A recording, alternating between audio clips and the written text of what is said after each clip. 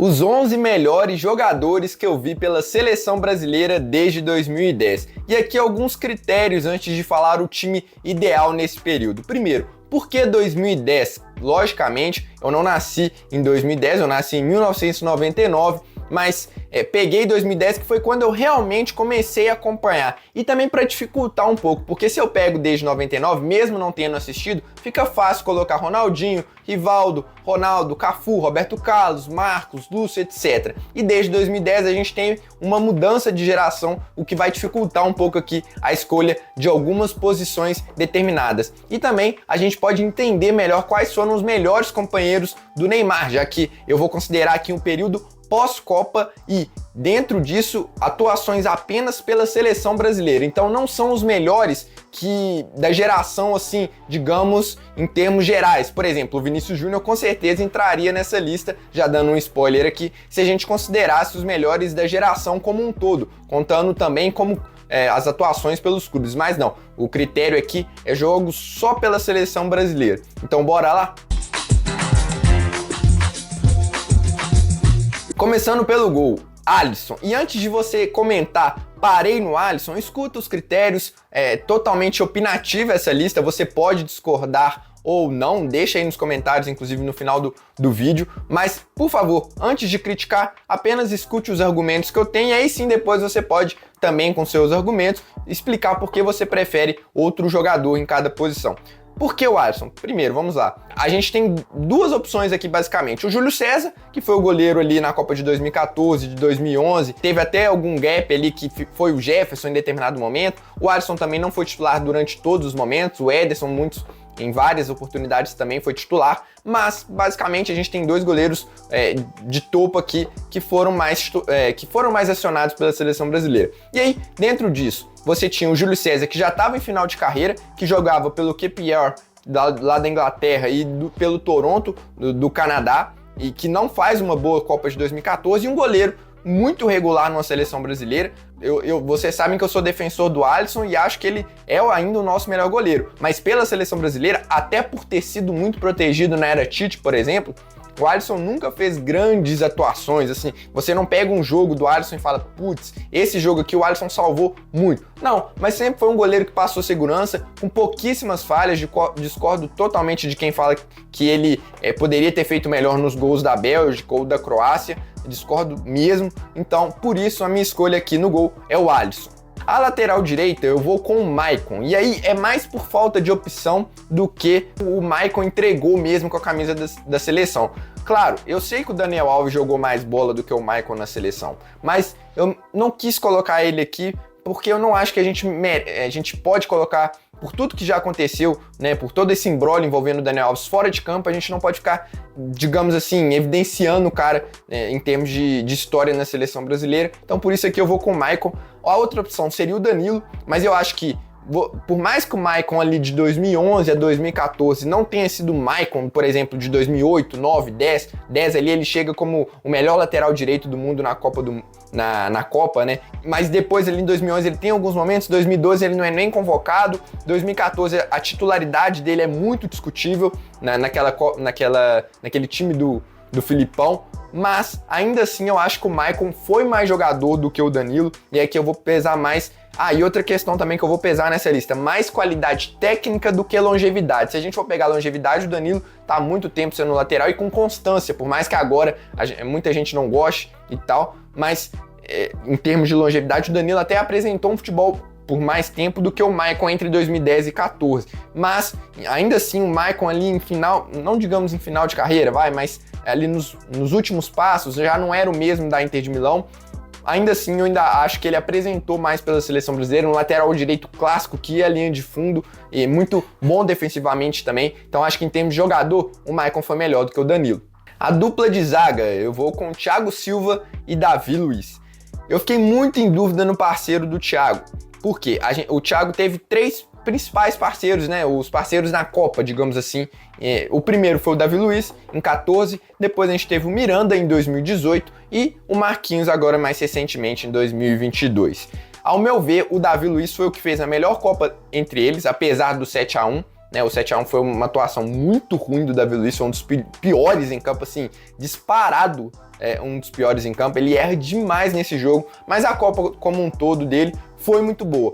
E aí eu fiquei muito em dúvida com o Miranda, porque a Copa do Miranda de 2018 é muito boa. Eu tenho assim na minha cabeça, uma das maiores atuações que eu vi de um zagueiro pela seleção foi a do Miranda contra o Lukaku, apesar do Lukaku ter feito a jogada, né, do gol do De Bruyne, mas o Miranda marca o Lukaku, que é um absurdo nesse jogo, e o Lukaku no auge, com força física, velocidade. Depois peguem pra ver esse jogo e reparem o quanto o Miranda jogou bola.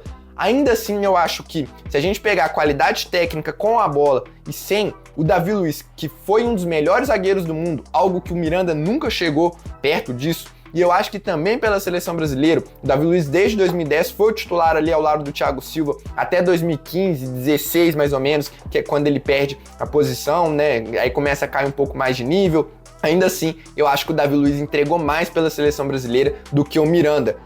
Fez uma Copa das Confederações absurda, na Copa do Mundo, como eu disse, também foi muito bem. Então eu acho que a gente tem mais atuações assim em alto nível do Davi Luiz, que a gente subestima o Davi Luiz por causa do 7-1. Mas a verdade é que foi um zagueiraço e, ao meu ver, foi um melhor aqui ao lado do Thiago Silva. E o Thiago Silva, né, gente, eu não preciso nem falar, um dos melhores zagueiros tranquilamente da história da seleção brasileira, um dos maiores da história do futebol mundial, um dos melhores da geração, se não é o melhor, ao meu ver, se eu fosse fazer uma dupla de zaga aqui desde 2010 de todo o futebol mundial, provavelmente seria ele e o Sérgio Ramos. Então, é um cara, assim, absurdamente bom no futebol, que dominou todos os fundamentos e que foi bem nas 3 Copas do Mundo. Então, cara, tem alguns nomes aqui nessa lista que eu não abro mão para discussão. Se você não coloca o Thiago Silva nessa seleção, você está errado. E então, o Thiago Silva e mais, acho que 2 aqui são indiscutíveis nessa seleção. É o que ele jogou pelo Brasil desde 2010. Pouco se viu na história da seleção, assim. Pouco se viu não, porque o Brasil tem muitos jogadores em alto nível, mas o Thiago com certeza tá na mais alta prateleira, por mais que não tenha conquistado um título, infelizmente. E o Marquinhos, eu acho que, cara, assim, as críticas a ele são até injustas, ao meu ver. Não acho um zagueiro horroroso, longe disso, foi muito consistente, principalmente ali no ciclo entre 2018 e 2022, mas não acho que chegou a atingir o nível do Davi Luiz pela seleção, principalmente pela seleção brasileira. Meu lateral esquerdo é o Marcelo. Vamos lá. Eu sei que o Marcelo não entregou aquilo que ele teve de futebol no Real Madrid na seleção brasileira. Fez uma partida ruim também no 7-1, mas a gente não pode pegar certos recortes. Primeiro que o Marcelo demora um pouco para assumir a titularidade, né? Ele não é nem convocado para a Copa de 2010, e eu acho que ali já tem um erro de análise, porque os 2 convocados são o Michel Bastos e o Gilberto, ainda que o Marcelo ainda não fosse aquele que a gente viria a ver depois de alguns anos. Sempre teve problemas defensivos, isso não é mistério para ninguém, mas ainda assim, de 2010 a 2025, que é onde estamos, Marcelo foi o grande nome da lateral esquerda do Brasil. Teve atuações sim boas, tem vários jogos que a gente lembra da qualidade técnica, a dobradinha que ele fazia com o Neymar era excepcional, a qualidade técnica que ele tinha de domínio, a habilidade mesmo, né, drible, refino técnico, cruzamento, comprometia algumas vezes em jogadas defensivas. Acho que em 2018, por exemplo, ele faz uma Copa bem honesta, acho que é bem ok. No 7-1, ele falha defensivamente, mas com a bola era o melhor jogador do Brasil. Inclusive tem vídeo sobre o 7-1 aqui no canal. Enfim, a gente pode talvez pensar no outro nome aqui, seria o Felipe Luiz, que fez uma sombra muito boa pro Marcelo durante vários anos, merecia também ter tido mais oportunidades, mas acho que até por ter jogado menos, por ter sido reserva, não cabe nessa discussão. Depois vem o Alexandro, o Alex Telles, o Guilherme Arana, e não acho que, por mais que o Marcelo não tenha sido o Marcelo do Real Madrid na seleção, não acho que mesmo assim um desses 3 está acima dele. Então, ao meu ver, também bem tranquilo aqui a escolha pelo Marcelo. Minha dupla de volantes, Casemiro e Paulinho. Primeiro, o Casemiro, acho que dispensa comentários, é um dos melhores. O que eu falei do Thiago Silva vale pro Casemiro. Acho que, ao meu ver, é indiscutível, o melhor camisa 5 que a gente teve disparado desde 2010. Inclusive, tá fazendo falta e muita gente tá pedindo ele na seleção atual, porque falta um cara com a característica do Casemiro, que é de carregar o piano, ser aquele cara que destrói jogadas e ainda assim tem qualidade para sair jogando, mas vive uma péssima fase no United. Isso é tema para outro vídeo. Mas enfim, Casemiro foi importante em determinados momentos, fez muita falta na Copa de 2018 contra a Bélgica. Se ele tivesse, o resultado poderia ter sido diferente, claro, por que não? E, enfim, foi um dos melhores meio-campistas da geração. Acho que o Casemiro aqui também é indiscutível, não cabe nem muita análise sobre ele. O Paulinho, cara, é o seguinte, eu pesei muito aqui as atuações pela seleção brasileira. Não acho que o Paulinho foi um primor técnico, um cara assim discutível na seleção brasileira, mas ele cumpriu o papel numa seleção ajustadinha que era do Tite, e por isso eu coloquei ele aqui. E aí, por exemplo, o Paulinho foi o 6º maior artilheiro da era Tite, com 8 gols, atrás apenas de atacantes. Ele fez 13 gols em 56 jogos. Era um volante que contribuía muito ofensivamente, chegava muito bem à área. A gente também subestima o Paulinho, o cara foi volante de Barcelona, qualidade para passar, não era um grande passador, mas tinha habilidade para fazer, tinha tabela, sabe, aproximação, marcava bem, não era o papel principal dele, não, mas enfim, fez uma boa Copa de 2018, por exemplo, ele era o titular ali do Tite naquele time. Acho que finalização, cabeceio, principalmente aspectos ofensivos, o Paulinho foi o melhor segundo volante que a gente teve. Eu pensei muito aqui em outros 2 jogadores que não são tão volantes assim, eles são mais meias. Poderia ter colocado aqui tranquilamente, porque eles já exerceram essa função de segundo volante. Um é o Renato Augusto, que assim, tecnicamente até superior do que ao Paulinho, mas eu acho que aí faltou mais. Claro, não tô pesando longevidade, mas se você pegar num recorte geral, você vai lembrar de mais atuações boas do Paulinho pela seleção do que do Renato Augusto. Então, e a mesma coisa vale pro Paquetá. O Paquetá cai muito de nível depois da Copa de 22, até também pela bagunça da seleção. Mas se você pegasse o Paquetá, talvez tenha sido o melhor parceiro do Neymar dentro de campo, um cara que se entendia muito bem, ganhou a vaga na seleção de 22, é titular, faz uma Copa do Mundo bem ok também, força de marcação, conseguia chegar à frente. Se você pegar assim, talvez, na história, se você pegar Paulinho contra Paquetá, talvez já dê pra gente votar no Paquetá, mas com a camisa da seleção brasileira, eu ainda acho que o Paulinho entregou mais. O Bruno Guimarães também, tecnicamente, talvez seja o melhor de todos esses que eu citei, mas ainda não dá pra colocar ele nesse time, porque pela seleção ele ainda tá devendo bastante. O nosso meia vai ser o Oscar, por incrível que pareça, pela falta de meias que a gente teve nesse período. Poderia até colocar o Neymar e puxar um ponta. O Neymar vai entrar como ponta aqui nesse time, porque foi a maioria das atuações dele. Eu acho que fazia mais sentido colocar ele por ali, mas caberia sim puxar o Neymar como meio e colocar um outro ponta. Mas eu acho que o Oscar sempre foi muito consistente na seleção brasileira. Até hoje, se a gente tá falando aqui de melhores parceiros do Neymar, até hoje o Oscar é o principal garçom do Neymar na seleção brasileira, com 5 assistências. Ele fez 5 gols e deu 12 passes para companheiros marcarem em 48 jogos entre 2011 e 2015. Ele faz uma excelente Copa das Confederações, faz uma boa Copa do Mundo de 2014. Então, assim, foi o último meia de qualidade mesmo que a gente teve, tirando o Neymar, claro.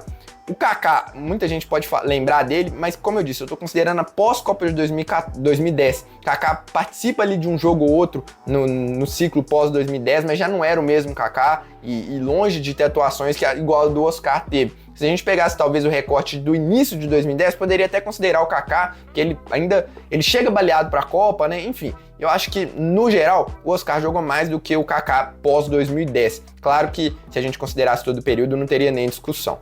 Atacantes, aqui eu vou separar os pontas do centroavante, porque o centroavante foi muito difícil de escolher.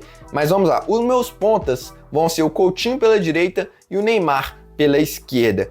O Coutinho, eu fiquei muito na dúvida em relação a ele e o Rafinha. Fui pegar alguns números aqui para tentar balizar alguma coisa, né? Logicamente, o critério não são números, mas só pra gente ter uma noção. O Coutinho, ele faz 21 gols e dá 9 assistências em 68 jogos entre 2014 e 2022 na seleção. Já o Rafinha, ele faz 11 gols e dá 7 assistências em 33 jogos. Ou seja, na metade aí, a média, são médias até parecidas, mas a do Rafinha ainda é um pouco melhor. A Copa de 2018 do Coutinho é boa, a Copa de 2022 do Rafinha nem tanto.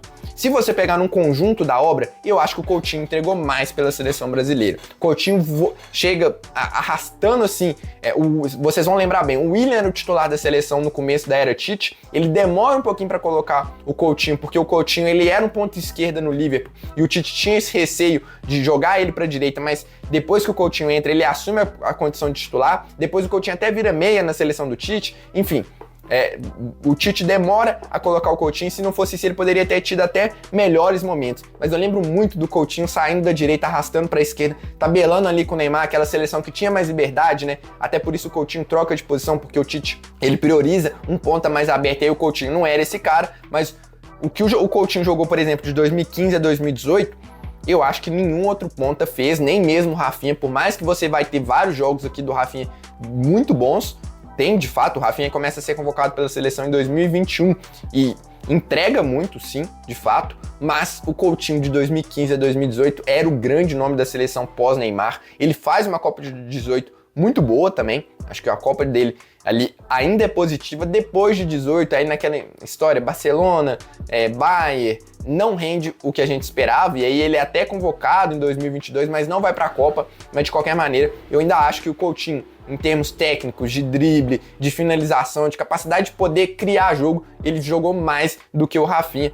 E aí você pode citar aqui, por exemplo, o Willian, acho que nunca teve a qualidade que o Coutinho teve, nem o Douglas Costa, também foram períodos muito pequenos. Então assim, você não consegue lembrar de outros pontos. Você vai falar do Vini, o Vini até hoje também, infelizmente, não entregou na seleção brasileira aquilo que a gente espera. Logicamente, se a gente for comparar jogador com jogador, acho que o Vini já é maior e melhor do que o Coutinho já jogou na vida dele. E nem a gente tá falando de um bola de ouro, né? Na verdade, foi o The Best, né? O bola de ouro foi o Rodri. Mas enfim, a gente tá falando de um melhor do mundo. Coutinho, ali em 2016, ele pode até ter ameaçado brigar por algo desse tipo, mas nunca chegou nesse patamar. De qualquer maneira, o recorte aqui é a seleção brasileira, então por isso Coutinho e não Vinícius Júnior. E o centroavante? Sinceramente, vocês podem me xingar, podem falar que eu tô errado, mas eu não acho que tem resposta certa, cara. Vai pesar, cada um vai ter o seu critério. Eu fui com o Fred. Pô, Samuel, mas e o Fred? Deixa eu explicar, por favor. Quais eram as outras opções? Richarlison ou Gabriel Jesus? Concorda comigo? Porque o Firmino, ele quase não joga. Ele era reserva na seleção. Tecnicamente, eu acho que se você pegar nos últimos por clube, o melhor foi o Firmino, tranquilo, mas ele não joga pela seleção. Desde 2022, a gente praticamente não tem centroavante. Jogou muito com o Rodrigo, aí testou vários nomes, o Richarlison, o próprio Gabriel Jesus, agora mais recentemente o João Pedro, o Endrick, mas ainda é muito cedo. Então a gente tem 3 centroavantes, um da Copa de 2014, um de 18 e um de 2022. Nenhum fez uma grande Copa, né? E eu acho que tem que pesar aqui sim a Copa do Mundo. A pior de Copa delas, ao meu ver, foi do Gabriel Jesus. O Fred, 14, ele faz ali um gol ou outro, contribui em determinados momentos, mas também é uma Copa bem abaixo de um camisa 9 da seleção brasileira. E o Richarlison já faz uma Copa um pouco melhor em 22, já faz alguns golaços, tem mais presença ali. Só que, qual foi o meu critério aqui principal?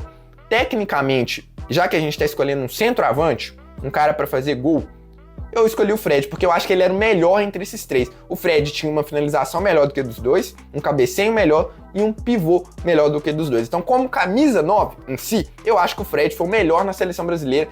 Lembrar também que ele faz uma excelente Copa das Confederações, sabe? Tem um encaixe muito bom naquele time do Filipão. A gente subestima muito o Fred também, porque ele não fez uma carreira espetacular fora do futebol brasileiro, mas foi artilheiro do Brasil em várias oportunidades e era um fazedor de gols mesmo. Mas você pode pesar, por exemplo, que o Gabriel Jesus tinha mais jogo fora da área. Acho que o Gabriel Jesus nunca foi um 9 mesmo de referência, né? Talvez ele seja mais um segundo atacante, mas logicamente o Jesus tem mais drible, tem mais técnica. O Richarlison já fica ali mais ou menos no meio entre os dois, né? Não é nem um centravantão, um camisa 9 fixo, nem um segundo atacante, nem um ponta. Então o Richarlison já é um pouco mais completo, mas sem ser tão bom em uma coisa ou tão bom em outra. Ele tem menos refino técnico do que o Gabriel Jesus e não é tão artilheiro como o Fred, mas talvez numa média, Richarlison seja o melhor deles como um camisa 9. E aí, para pegar alguns números aqui, Richarlison ele fez 20 gols e deu 4 assistências em 48 jogos, o Gabriel Jesus fez 19 gols e deu 11 assistências em 64 jogos, e o Fred fez 14 gols e deu 13 assistências em 30 jogos, considerando só de 2010, porque ele joga antes também, então eu fiz esse recorte. A melhor média é a do Fred, e em números absolutos, em termos de participações em gols, é do Gabriel Jesus. Você pode, ali tem o Luiz Fabiano, mas também o Luiz Fabiano joga pouco depois de 2010. Enfim, eu aqui, sinceramente, cara, eu acho que nenhum dos 3 convence muito. A gente pode até falar, sei lá, tira o Fred então e coloca o Rafinha. Justo? Ok, se você for pegar no pé da letra os melhores, beleza, mas eu quis fazer aqui, até por isso eu usei essa formação, eu nem pensei muito em, vou encaixar determinado jogador. Não, quis pensar cada posição, qual que foi o melhor jogador. Então eu fiz bonitinho aqui, lateral direito, lateral esquerdo, zagueiro, primeiro volante, segundo volante, meia, 2 pontas e um centroavante, pra gente ter uma noção geral do que foi essa geração pós-2010 aqui. Mas é claro, não passa de um exercício, uma brincadeira, e o time final ficou assim então. Alisson, Maicon, Thiago Silva, Davi Luiz e Marcelo, Casemiro, Paulinho, e Oscar, Coutinho, Neymar e Fred. Você tem alguns nomes com muito potencial para entrar na lista. Logicamente, você vê poucos aqui pós 2022 porque a seleção virou uma bagunça, então coletivamente atrapalha o individual. Casos, por exemplo, se você pegar tecnicamente, muito provavelmente se a seleção encaixa daqui para frente, vão estar na minha nessa seleção que eu fiz aqui: Bruno Guimarães, Vinícius Júnior, Rodrigo, Rafinha. Mais à frente, a gente pode encaixar o Wesley, se ele corresponder àquilo que a gente está esperando dele, o próprio Estevão, o Endrick. Todos esses nomes têm potencial para estar nessa lista aqui, mas vai depender muito do coletivo também da seleção brasileira. Mas quero saber a sua opinião, deixa aí nos comentários qual seria a sua seleção nesse período, desde que o Neymar entrou lá em agosto de 2010, que eu acho que, se não me engano, é a estreia dele. Quais foram os 10 melhores companheiros que ele teve na seleção brasileira?